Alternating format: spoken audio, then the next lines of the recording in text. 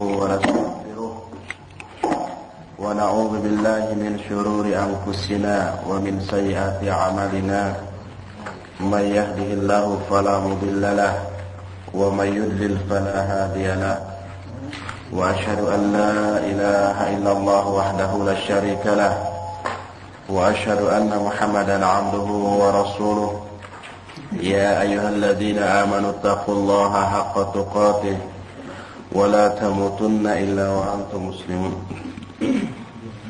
أما بعد فإن أصدق الحديث كتاب الله وخير الهدي هدي محمد صلى الله عليه وسلم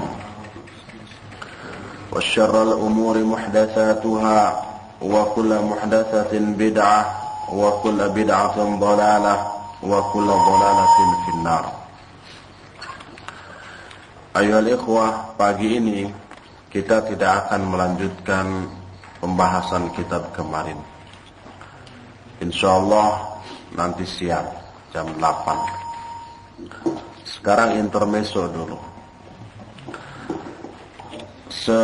Mungkin selama daurah ini ikhwan dan akhwat sering mendengar istilah salafus saleh, salafiyin atau generasi salaf yang selalu dijadikan rujukan oleh semua ustaz yang mengisi di daurah ini.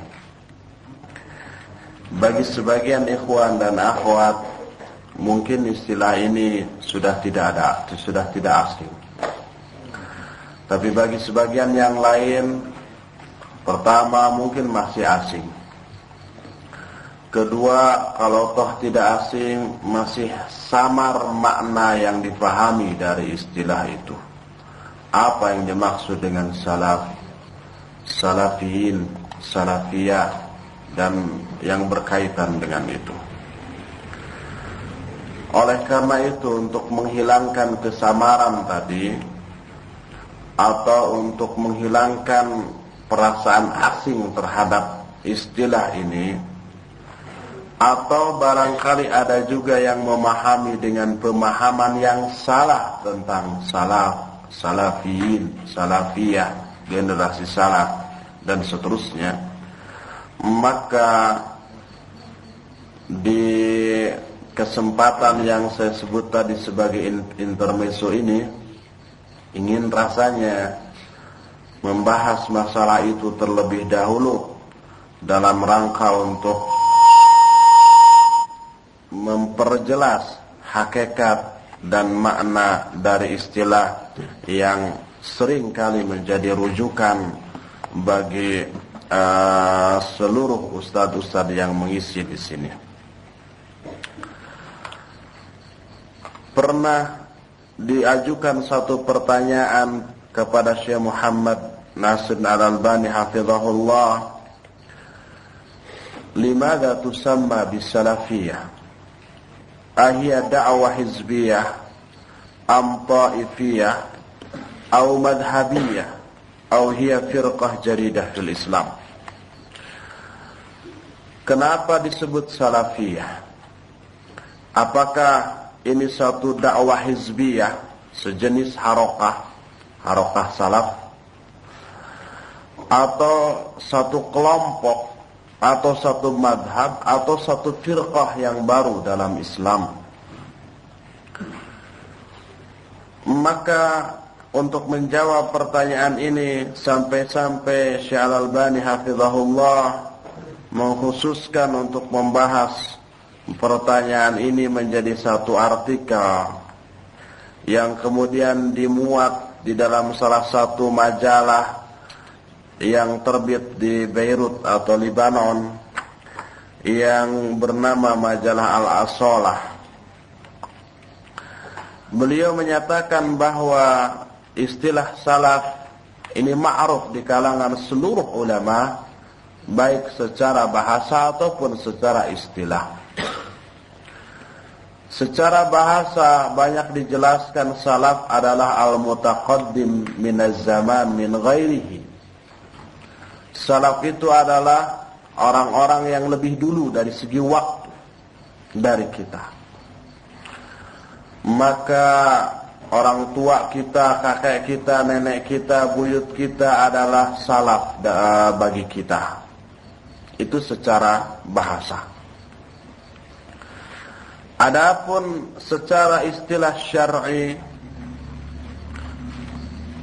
salaf itu adalah sahabat serta orang-orang yang mengikuti mereka dengan kebaikan. Maksudnya mengikuti pemahaman mereka ketika memahami kitab dan sunnah.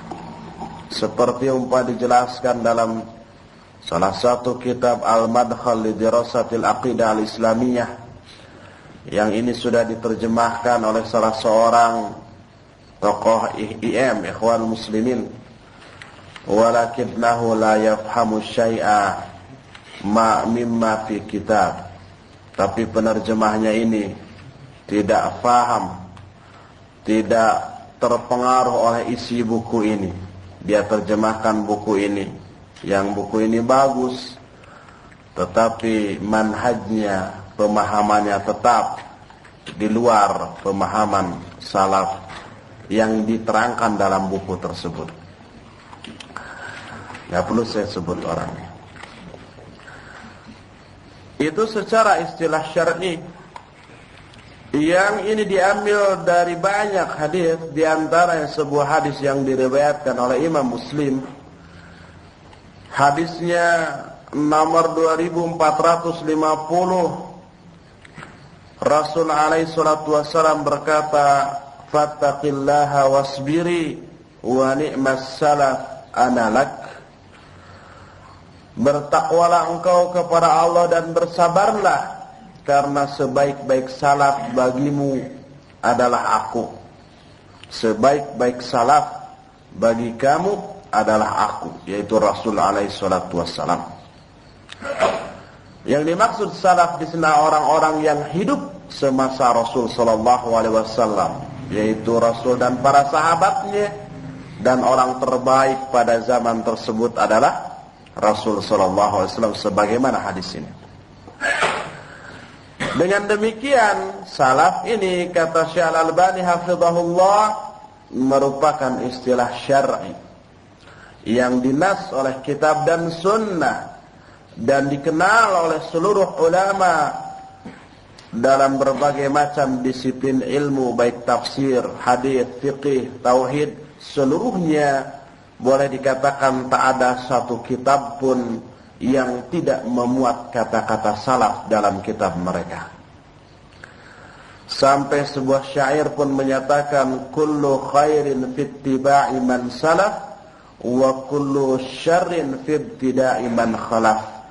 Semua kebaikan itu berada pada mengikuti orang-orang salaf, dan seluruh kejelekan berada pada mengikuti pada kebidahan orang-orang khalaf. Oleh karena itu, kalau ada orang yang mengatakan istilah salaf kan baru, yang membuat istilah salaf adalah orang khalaf, orang terkemudian. Orang yang ngomong gitu adalah sejahil-jahil orang tentang masalah ini. Padahal Rasul sallallahu alaihi wasallam pernah menyatakan hal demikian di dalam hadisnya. Nah, ada satu jaminan dari Allah Subhanahu wa ta'ala kepada generasi salaf. Siapa generasi salaf itu? Sahabat. Jaminan serta pujian, serta nas perintah tentang wajibnya mengikuti mereka. Mengikuti generasi salaf dalam arti mengikuti pemahaman mereka ketika memahami kitab dan sunnah. Jaminan itu antara lain, pertama, surah At-Taubah ayat 100. Allah Subhanahu wa ta'ala menyatakan, was-sabiqunal awwaluna minal muhajirin wal ansar walladzina ittaba'uuhum bi ihsan radhiyallahu anhum wa radu anhu wa 'adda lahum jannatin tajri min tahtiha al-anharu khalidina fiha abada dzalikal fawzul 'adzim. As-sabiquna al-awwalun, ni sahabat, orang-orang yang mula-mula masuk Islam dari kalangan muhajirin dan ansar. Walladzina taba'uhum, dan orang-orang yang mengikuti mereka, mengikuti para sahabat. Allah ridha kepada mereka dan mereka pun ridha kepada Allah, dan Allah menyediakan bagi mereka surga yang banyak mengalir sungai-sungai di bawahnya, mereka kekal selama-lamanya. Itulah keberuntungan yang besar. Ini jaminan Allah kepada sahabat dan orang-orang yang mengikuti mereka. Juga di dalam sebuah hadis, Rasul alaihi salatu wasallam menjamin tentang terbaiknya generasi sahabat. Kata Nabi sallallahu alaihi wasallam, khairun nas qarni, thumma alladhina yalunahum, thumma alladhina yalunahum. Hadis ini boleh dikatakan, kata Al-Imam Ibnu Hajar Al-Asqalani dalam kitab Al-Isabah fi Tamyiz Sahabah, sebagai hadis yang mutawatir. Kata Nabi sallallahu alaihi wasallam, hadis ini dalam kitab Sahih Bukhari, sebaik-baik manusia adalah manusia yang hidup di generasiku. Itu generasi siapa? Sahabat. Kemudian setelah itu terbaik kedua, generasi setelahnya, kemudian generasi setelahnya. Kenapa demikian? Syekh Salim Al-Hilali menjelaskan hal itu disebabkan karena beberapa hal. Pertama, Allah Subhanahu wa ta'ala tidak melihat bentuk tubuh, tidak melihat raga badan manusia, tapi melihat kepada amal dan hati. Sebagaimana disebutkan dalam hadis yang diriwayatkan oleh Imam Muslim dengan sanad yang sahih, bisa dilihat dalam Syarah Sahih Muslim Sunan An-Nawawi juz 16 halaman 121. Rasul SAW menyatakan, innallaha la yanzuru ila suwarikum wa amwalikum walakin yanzuru ila qulubikum wa a'malikum. Allah Subhanahu wa ta'ala tidaklah melihat kepada bentuk tubuh kamu, rupamu, atau hartamu, tetapi Allah melihat kepada hati-hati kamu dan amal-amal kamu. Juga baik tidaknya sesuatu, baik tidaknya seseorang, baik tidaknya kualitas seseorang dilihat dari ketakwaan hati dan kesolehan amal. Sebagaimana dalam ayat, inna akramakum indallahi atqakum. Jadi baik tidaknya sesuatu, mulia tidaknya sesuatu menurut pandangan Allah karena takwa. Kalau Allah dan Rasulnya menyaksikan bahwa orang terbaik itu para sahabat, menunjukkan yang paling takwa, yang paling bagus amal solehnya, dan paling benar pemahamannya tentang kitab dan sunnah adalah para sahabat. Sehingga sebuah riwayat dari Ibnu Mas'ud yang diriwayatkan oleh Imam Ahmad dan yang lainnya dengan sanad yang hasan menyatakan, innallaha nadhara ila qulubil ibad fawajada qalba Muhammadin sallallahu alaihi wasallam khaira qulubil ibad fastafahu li nafsihi fabta'athahu bi risalati thumma nadhara fi qulubil ibad ba'da qalbi Muhammadin sallallahu alaihi wasallam fawajada quluba ashabihi khaira qulubil ibad faja'alahum wuzara'a nabiyhi yuqatiluna ala dinih. Sesungguhnya Allah melihat kepada hati-hati manusia, maka Allah temukan bahwa hati Muhammad SAW adalah sebaik-baik hati manusia. Maka lalu Allah memilih Muhammad itu untuk dirinya dan mengutusnya dengan membawa risalahnya. Diangkat jadi Nabi, jadi Rasul. Kenapa? Karena ternyata menurut Allah hati Nabi Muhammad SAW adalah sebaik-baik hati manusia. Kemudian Allah memandang lagi kepada hati-hati manusia lainnya setelah hati Muhammad SAW. Maka Allah temukan bahwa hati-hati para sahabat merupakan sebaik-baik hati-hati manusia setelah hati Muhammad. Maka Allah menjadikan mereka sebagai wuzara nabinya, sebagai wazir, sebagai menteri, para pembantu Nabi Muhammad SAW yang mereka berperang di atas dinnya. Jadi ternyata hati terbaik di dunia ini adalah hati Rasul sallallahu alaihi wasallam.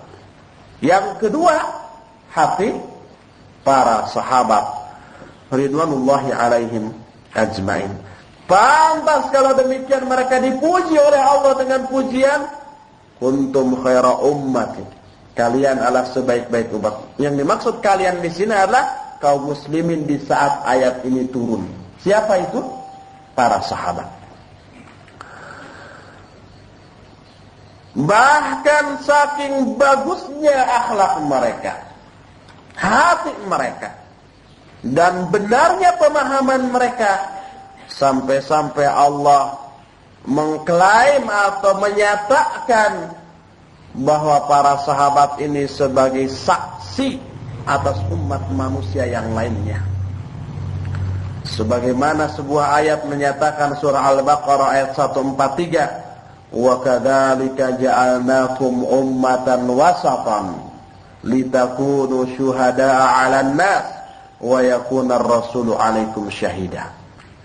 Demikianlah kami jadikan kalian para sahabat sebagai umat yang wasat, pertengahan, agar kalian menjadi saksi atas manusia dan Rasul menjadi saksi atas kalian. Allah dalam ayat ini menyatakan bahwa persaksian para sahabat itu makbul di sisi Allah. Sedangkan syarat makbul tidaknya persaksian harus terpenuhinya dua hal. Pertama, hak, benar si saksi ini hak berada di atas Allah. Yang kedua, si saksi ini berilmu. Berdasarkan ayat surat Az-Zukhruf ayat 86, illa man syahida bil haqqi wa hum ya'lamun, kecuali orang yang bersaksi dengan kebenaran, wa hum ya'lamun, dan mereka berilmu. Kalau persaksian para sahabat makbul di sisi Allah, tidak diragukan lagi, berarti pemahaman mereka tentang kitab dan sunnah, pemahaman yang diakui kebenarannya oleh Allah dan menjadi hujjah bagi orang-orang setelahnya. Makanya para ulama ahlul hadis seluruhnya sepakat, tidak ada satu generasi yang dianggap adil secara mutlak seluruhnya, diterima persaksian dan ucapannya, kecuali satu generasi, yaitu generasi sahabat. Dengan menyatakan satu kaidah dalam ilmu mustalahul hadis, as-sahabatu kulluhum udul. Sahabat itu seluruhnya adil. Adapun selain sahabat, persaksiannya dalam meriwayatkan hadis tidak diterima kecuali bagi orang-orang yang sudah diakui kejujurannya, kewahbitannya, kemampuan hafalannya, keadilannya, dan lain-lainnya. Sedangkan kalau hadis itu sudah sampai ke tangan sahabat, penelusuran rawi itu sudah sampai ke sahabat, maka dinyatakan as-sahabatu kulluhum udul. Tidak diperiksa lagi tentang kejujurannya. Semua sahabat itu dianggap adil. Tak ada satupun generasi yang disepakati keadilannya secara mutlak tanpa kecuali generasi sahabat. Ini menjadi komitmen bersama di kalangan para ulama ahlul hadis. Oleh karena itulah, maka ada ancaman dari Allah Subhanahu wa ta'ala bagi orang yang pemahamannya nyeleneh dari pemahaman para sahabat dalam memahami Islam. Ancaman itu tertuang dalam salah satu ayat surah An-Nisa 115. Kata Allah Subhanahu wa ta'ala, "Wa may yushakkikir rasul min ba'di ma tabayyana lahul huda wa yattabi' ghayra sabilil mu'minin nuwallihi ma tawalla wa nuslihi jahannam wa sa'at masira. Barang siapa orang yang durhaka kepada Rasul setelah datang kepada mereka keterangan-keterangan yang jelas, petunjuk-petunjuk yang nyata, dan dia mengikuti selain jalan orang-orang mukmin, maka kami akan palingkan kemana dia berpaling, dan kami masukkan dia ke dalam jahanam, dan itulah sejelek-jelek tempat kembali. Syekh Al-Albani hafizahullah ta'ala menyatakan, ayat ini Allah turunkan bukan sekedar abas, iseng, tetapi tidak diragukan lagi. Allah Subhanahu wa taala menyebut di sini wa yattabi' ghaira sabilil mu'minin, orang yang durhaka kepada Rasul dan juga mengikuti selain jalan orang-orang mukmin masuk neraka, ya. Pernyataan ini mengandung hikmah dan faedah yang sangat luar biasa sekali, yaitu orang yang masuk jahanam ini karena dua dosa yang tidak dianggap kecil. Pertama, durhaka kepada Rasul. Yang kedua, mengikuti selain jalan orang-orang mukmin. Dan yang dimaksud jalan orang-orang mukmin di sini adalah orang-orang mukmin di saat ayat ini turun, yaitu siapa? Para sahabat. Mengikuti jalan selain jalan sahabat, maka akan masuk jahanam. Ini menunjukkan, kata Syekh Albani, anna ittiba'ana li kitabillahi subhanahu wa li sunnati rasulih sallallahu yajibu an yakuna wufqa ma kana alaihi al-muslimuna wal mu'minuna al-awwal wa hum ashabu Rasulillah sallallahu alaihi wasallam, yaitu kita mengikuti kitab dan sunnah. Wajib ikutnya kita mengikuti kitab dan sunnah itu sama persis dengan apa yang telah dilakukan oleh orang-orang mukmin generasi awal dalam mengikuti kitab dan sunnah. Pemahaman kita tentang kitab dan sunnah harus sama dengan pemahaman generasi awal dari orang-orang mukmin ini dalam memahami kitab dan sunnah. Itu yang dimaksud mengikuti selain jalan orang mukmin, artinya memahami Al-Quran dan sunnah dengan pemahaman yang tidak sama dengan pemahaman para sahabat dalam memahami kitab dan sunnah. Orang seperti ini masuk jahanam. Ini menunjukkan wajibnya kita, pertama, wajib taat dan patuh kepada Rasul. Kedua, wajib mengikuti jalan orang-orang mukmin generasi awal. Dalam arti yang dimaksud jalan disinilah memahami kitab dan sunnah seperti pemahaman orang-orang mukmin generasi awal. Itu maksudnya. Maka ada satu keterangan hadis yang sahih. Hadis ini dikeluarkan oleh Imam Muslim dalam kitab sahihnya. Lihat Syarah Sahih Muslim An-Nawawi juz 16 halaman 82. Hadis ini diterima dari Abu Musa Al-Asy'ari radhiyallahu anhu. Kata Abu Musa, "Shalainal maghrib ma'a Rasulillah sallallahu alaihi wasallam. Tsumma qulna law jalasna hatta nusalli ma'ahu al-isya." Fajalasna.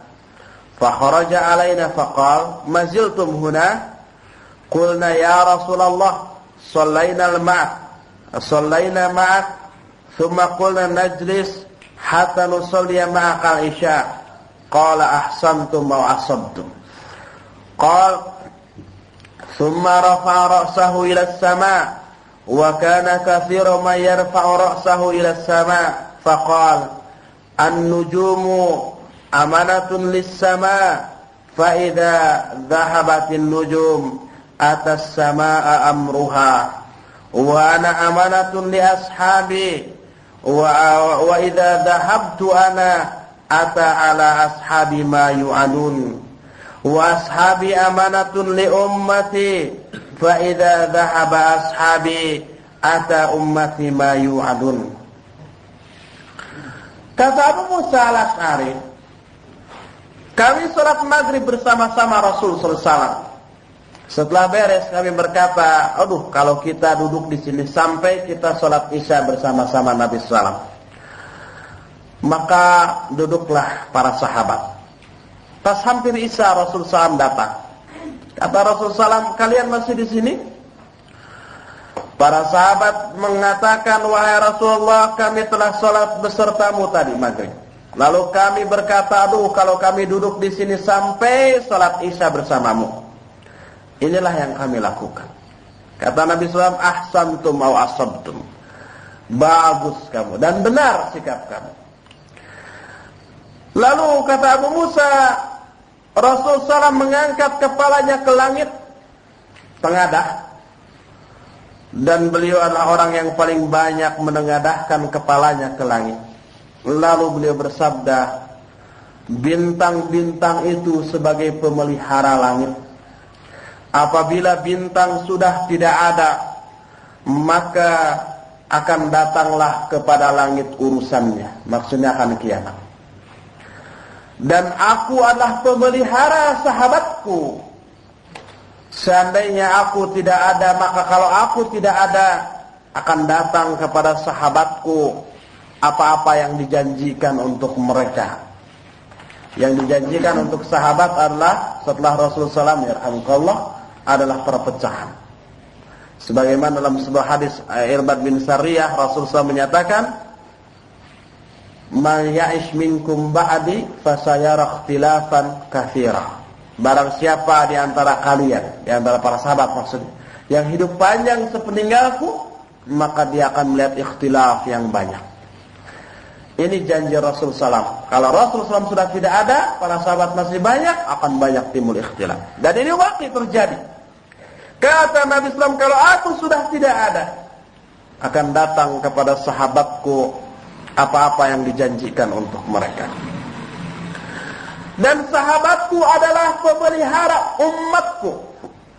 Maka apabila sahabat-sahabatku sudah pergi, sudah tidak ada, sudah pada meninggal, maka akan datang kepada umatku apa-apa yang dijanjikan untuk mereka, yaitu perpecahan, sebagaimana yang terjadi sepeninggal para sahabat Rasulullah SAW. Ini hadis diriwayatkan Imam Muslim dengan sanad yang sahih, menyatakan bahwa nisbat para sahabat, hubungan para sahabat dengan umatnya ini tak ubahnya seperti hubungan Rasul SAW dengan para sahabat, atau tak ubahnya dengan hubungan langit dengan bintang-bintang. Kalau bintang sudah tidak ada, hancur langit. Kalau Rasul SAW sudah tidak ada, pecah para sahabat. Kalau para sahabat sudah tidak ada, umat Islam pun berantakan. Kita mengetahui ada dua fungsi bintang-bintang di langit. Pertama, bintang-bintang ini sebagai alat pelempar setan yang mau mencuri dengar berita dari langit. Sebagaimana pengakuan jin sendiri dalam surah Al-Jin. Kata jin, inna kunna naq'udu minha maqa'ida lis-sam'i. Sesungguhnya kami dulu suka duduk-duduk, punya tempat tersendiri di langit untuk mencuri berita dari langit. Faman yastami'il an yajid lahu shihabar rasada. Dalam surat Al-Mulk dikatakan, walaqad zayyana as-samaa'a ad-dunya bimasabiha wa ja'alnaha rujuman lisyayatin. Kami hiasi langit ini dengan bintang-bintang. Masabi, lampu, maksudnya bintang. Dan kami jadikan bintang itu sebagai alat pelempar setan. Ini fungsi pertama dari bintang, yaitu sebagai alat pelempar setan. Selalu mengintip kalau ada setan yang mau mencuri dengar, maka mereka setan-setan itu akan dikejar oleh bintang-bintang ini. Demikian pula sahabat terhadap umat Islam ini.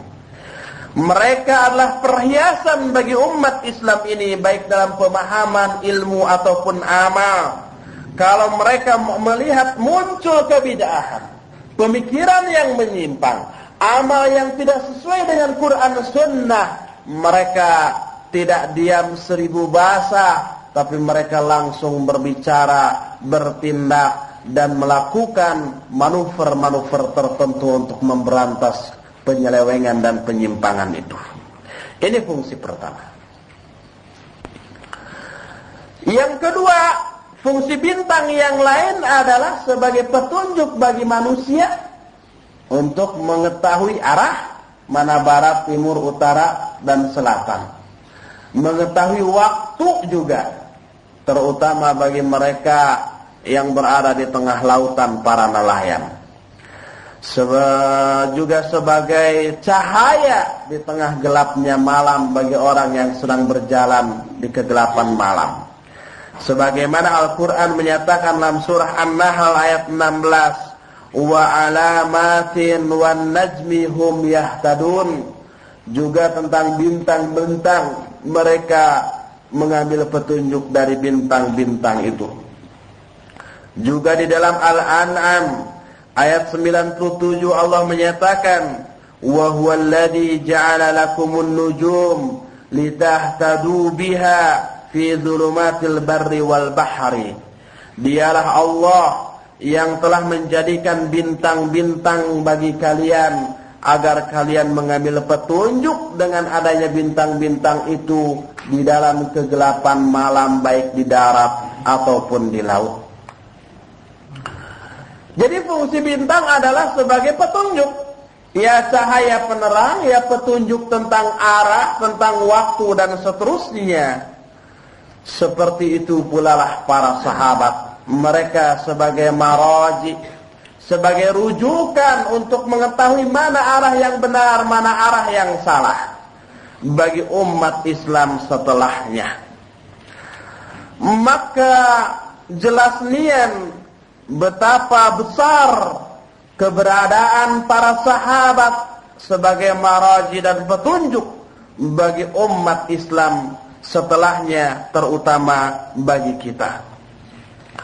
Oleh karena itulah, dari semua keterangan tadi kita ketahui bahwa yang dimaksud perintah Allah dan Rasulnya untuk mengikuti para sahabat adalah mengikuti pemahaman mereka di dalam memahami Quran dan Sunnah. Maka Islam kita harus sama dengan Islamnya para sahabat. Pemahaman kita tentang kitab dan sunnah harus sama dengan pemahaman para sahabat tentang kitab dan sunnah. Tidak boleh jauh berbeda, apalagi bertentangan. Dakwah, cara dakwah yang kita lakukan dalam memperjuangkan Islam pun harus sama pula dengan cara yang mereka lakukan dalam memperjuangkan Islam. Kalau Islam kita berbeda dengan Islam para sahabat, al-haqq wahid la yata'addad. Kebenaran itu satu, tidak berbilang. Kalau kita beda Islamnya dengan sahabat, apa sahabat yang salah, kita yang benar? Tidak mungkin kan? Sahabat pasti yang benar, dijamin kebenarannya oleh Allah dan Rasulnya. Bahkan orang yang mengikuti sahabat pun dijamin kebenarannya. Tentu kita lah yang salah. Dari sini kemudian diambil satu kesimpulan bahwa orang-orang yang mengikuti para sahabat dalam memahami Islam, yang para sahabat disebut dengan generasi salaf, maka orang yang menisbatkan diri kepada generasi salaf dalam hal memahami Quran dan Sunnah disebut salafi. Sebagaimana orang yang menisbatkan dirinya kepada Imam Syafi'i dalam masalah fiqih disebut Syafi'iyyin. Orang yang menisbatkan diri kepada Imam Malik dalam masalah fikih disebut Maliki. Kepada Imam Ahmad bin Hanbal disebut Hambali. Kepada Imam Hanafi disebut Hanafi.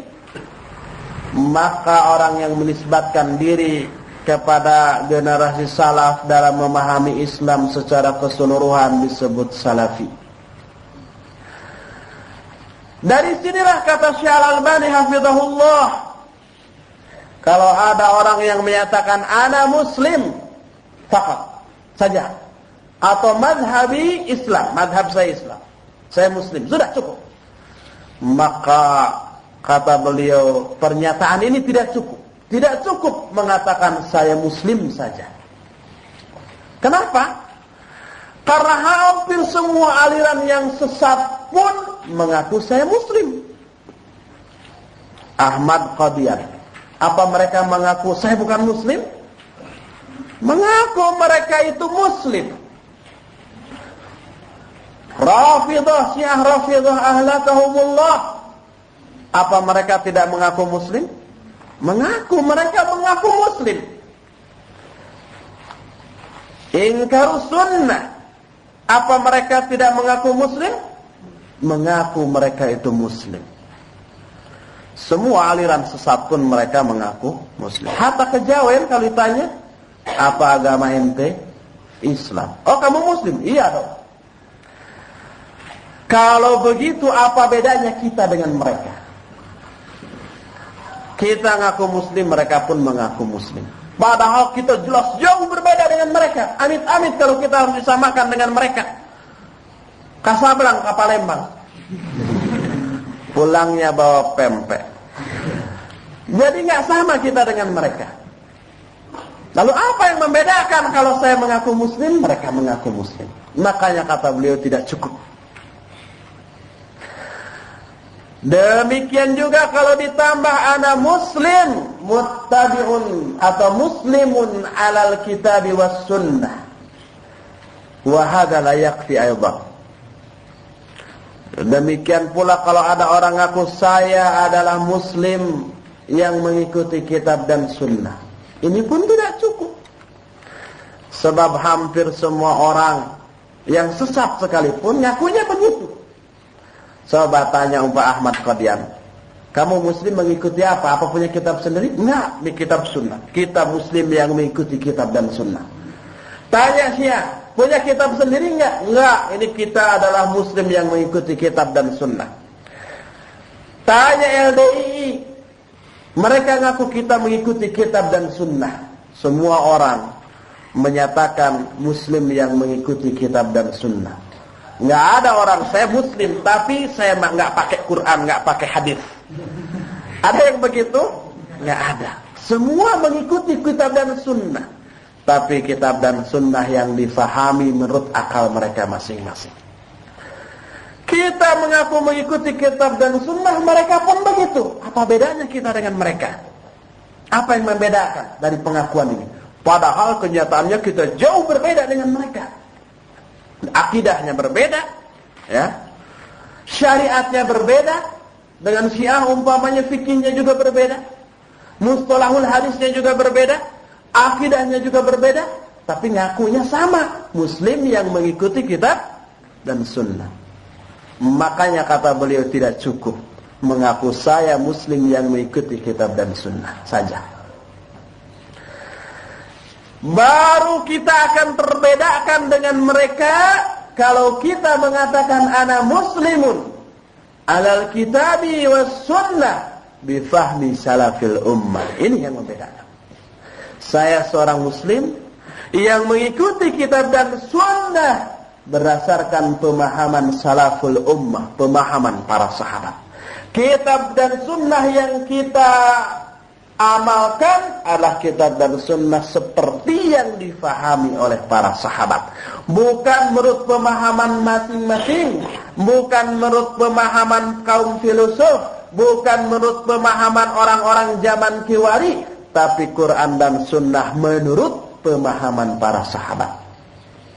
Karena itulah yang dijamin kebenarannya.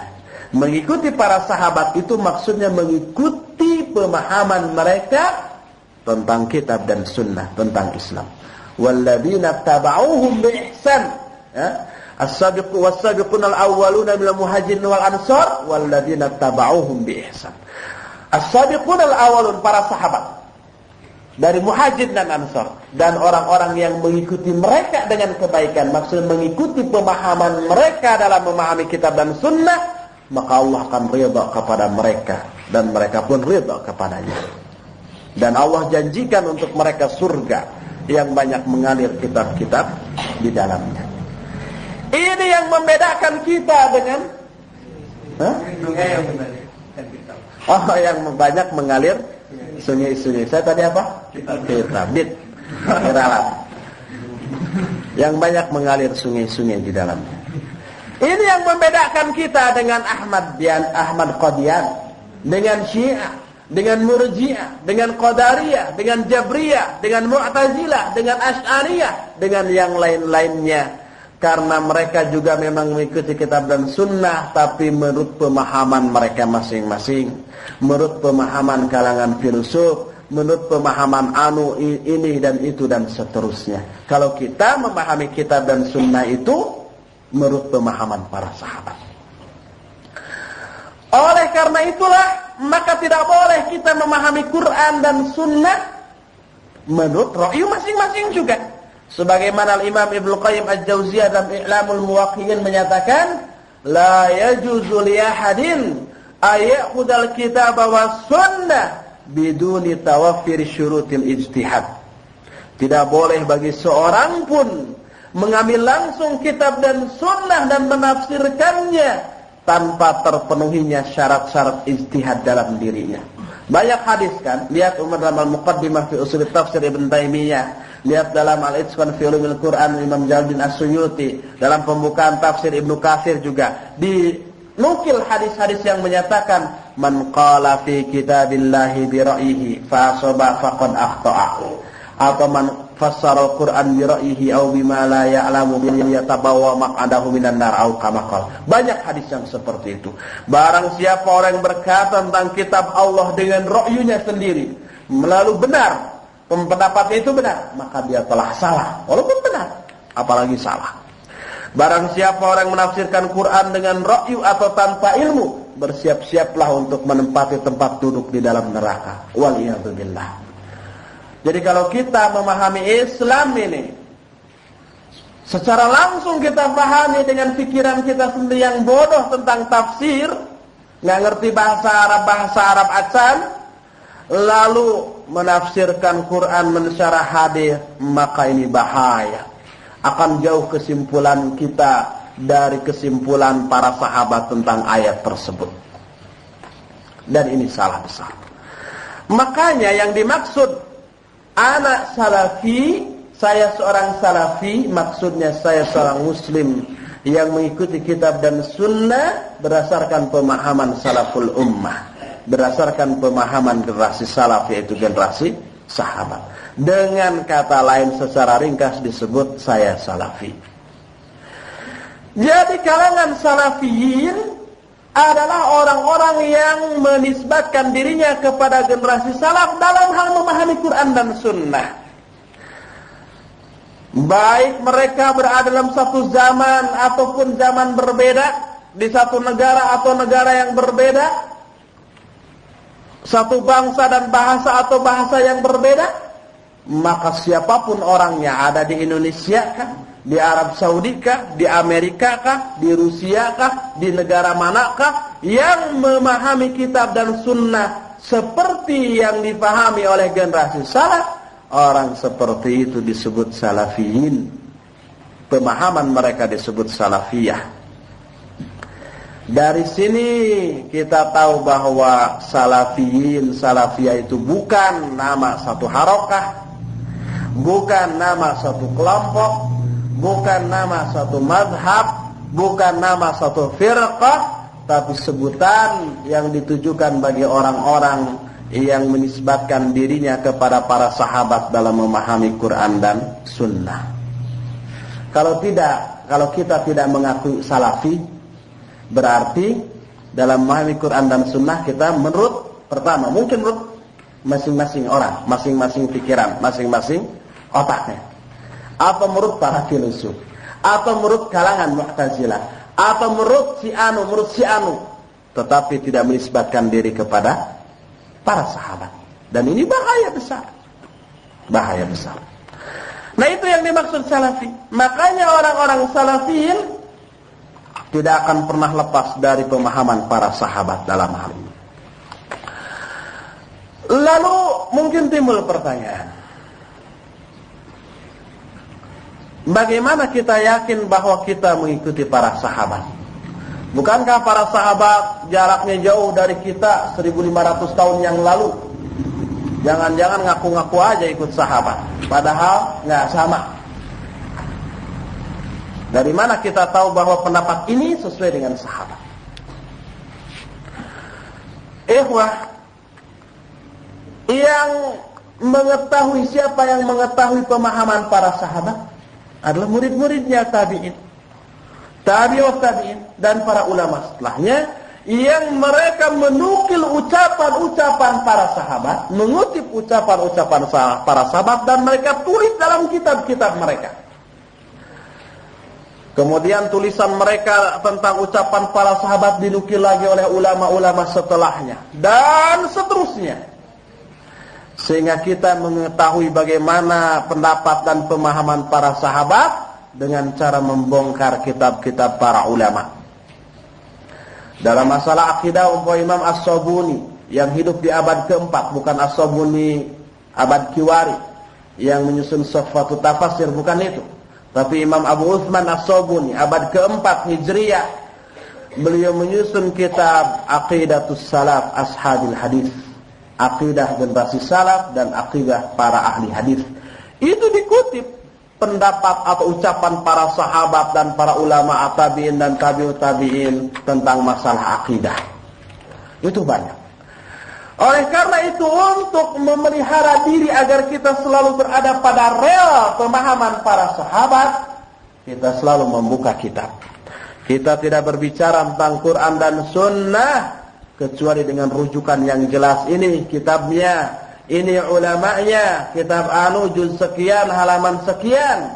Dan itu menjadi ciri khas kalangan salafiyin. Berbeda dengan orang-orang yang bukan kalangan salafin atau apalagi yang anti kepada salafin. Saya yakin orang yang